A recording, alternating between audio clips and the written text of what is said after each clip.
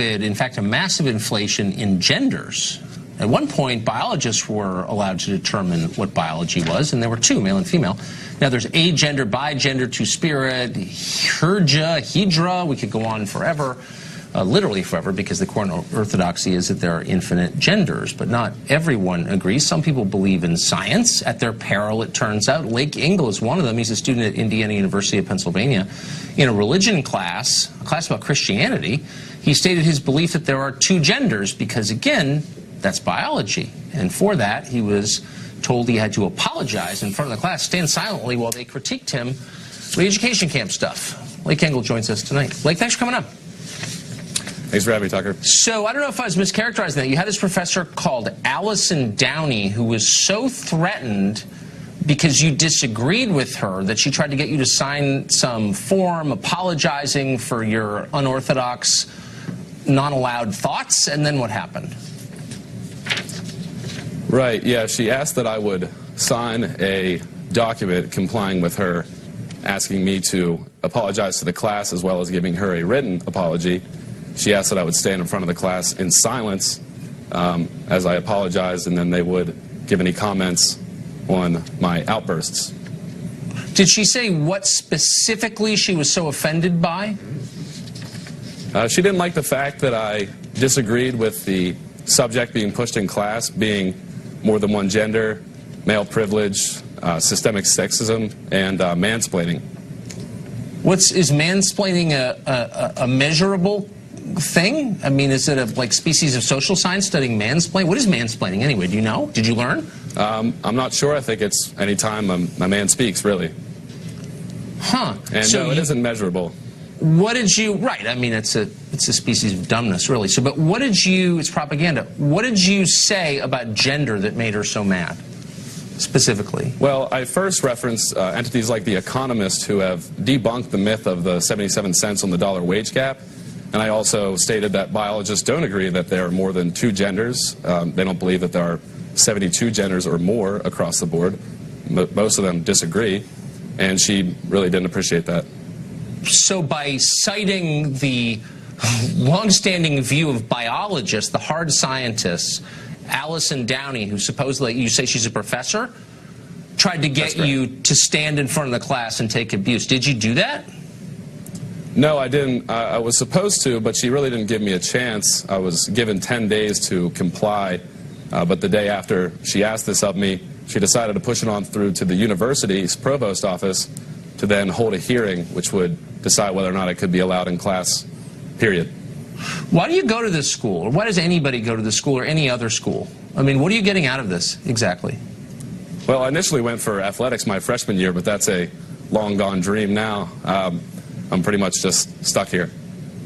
Man, I wish I could hire you. I would encourage you and anyone else who has any experience like this to drop out and join the workforce. It's not worth it. This is a joke. It's a bubble, and we're all going to realize that in 10 years. Like, you're a brave man for coming on. I appreciate it. Thank you. It's a fucking lie! What There's no such thing as compelled speech! The government cannot tell you what to do!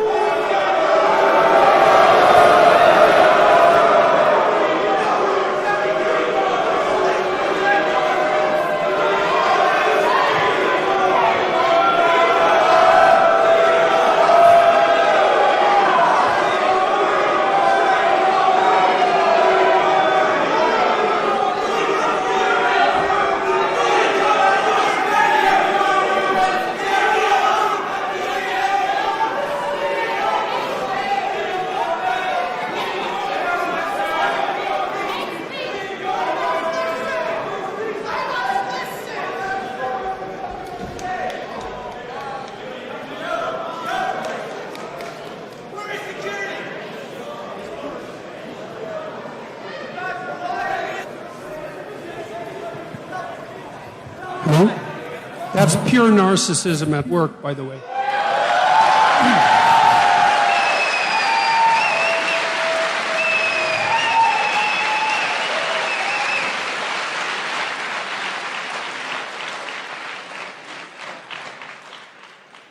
You know, to hijack an event like this that other people put time and effort into, and to use their civility of the crowd and the civility of the organizers as an excuse to blatantly yell out your ill-informed opinions is no way to conduct a civil dialogue. It's absolutely appalling. The people who do that should be embarrassed.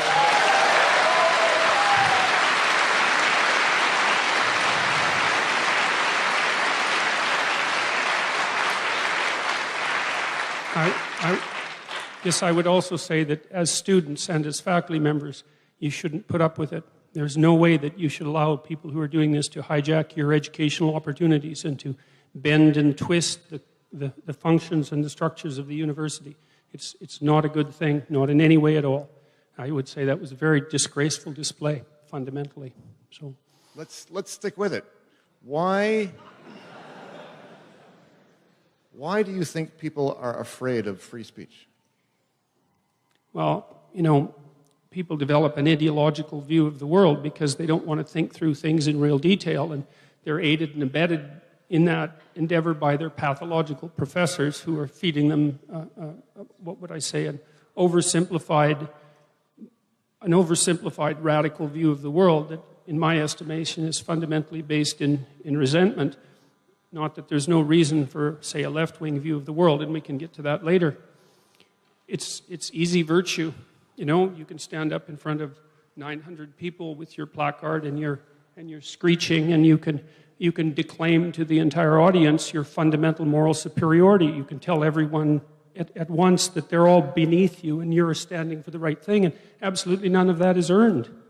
Like what the hell was that? No, seriously, man.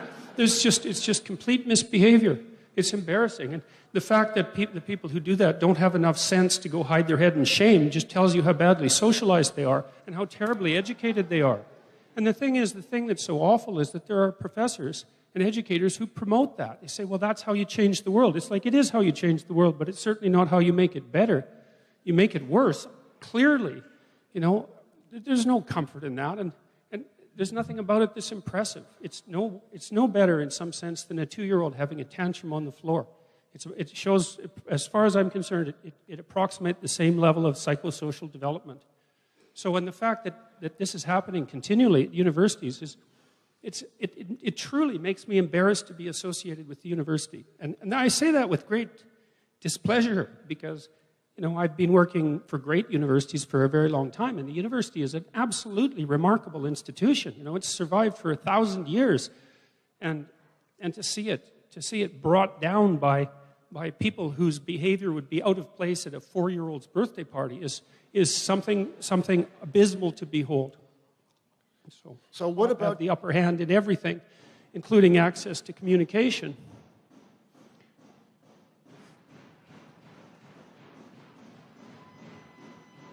These people are not your friends. They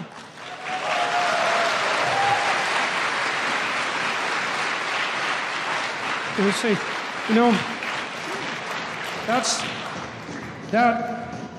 and mark my words, that's the sounds of the barbarians pounding at the gates.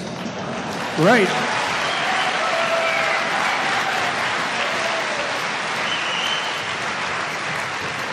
Yeah, that's, I'll tell you again too, that use of inchoate,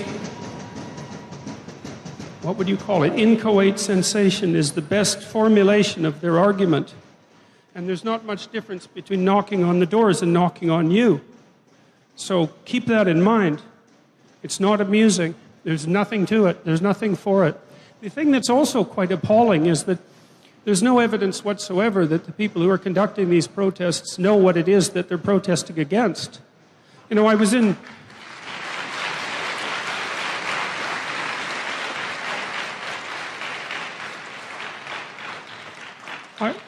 I was in the midst of a discussion attempting to make the case that it's freedom of speech that is what people who have nothing still have, right? So if you look at the tyrannical structure of our society, let's say, the people at the top have access to means of communication. Everyone knows that. It's the people at the bottom who have the right to say what they think, however badly they say it, that enables them to get a toehold into the system and to make their suffering known. That's what freedom of speech is for.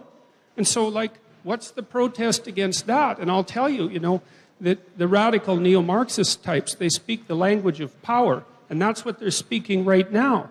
And if you want to live in a world where everyone speaks the language of power, then just let them do what they're doing and see what happens. I wouldn't recommend it. It's not a pretty road. And you're all in a position, you're all in a situation in your life now where you have to make decisions about this sorts of things. Like, is this the sort of institution that you want this to be?